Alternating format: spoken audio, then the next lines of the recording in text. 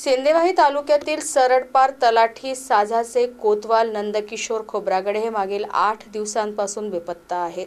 या प्रकरणी त्यांचे भाऊ संजय खोब्रागडे यांच्या तक्रारीनुसार पोलिसांनी संशयित डॉक्टर नामदेव धनविजय व 2 अनोळखी व्यक्तींवर अपहरणाचा गुन्हा दाखल केलाय।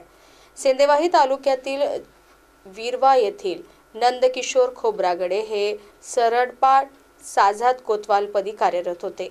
ते सिंदेवाही येथे मदनापूर प्रभाग येथे भाड्याच्या घरी राहत होते। 12 सप्टेंबरला सायंकाळी 2 अनोळखी व्यक्तींनी त्यांना दुचाकीवर बसून बाहेर नेले होते, मात्र तेव्हापासून ते घरी पोहोचले नाही। भाऊ संजय खोब्रागडे यांनी पोलिसात तक्रार केली व तिघांवर संशय व्यक्त केला।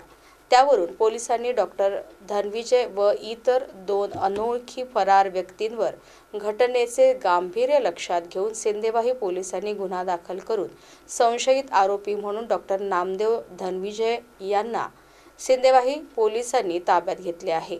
पोलिसांनी गुन्हा दाखल केला असून पुढील तपास सिंदेवाही पोलीस स्टेशनचे पोलीस निरीक्षक विजय राठोड, सहाय्यक पोलीस निरीक्षक सागर महले करीत आहेत।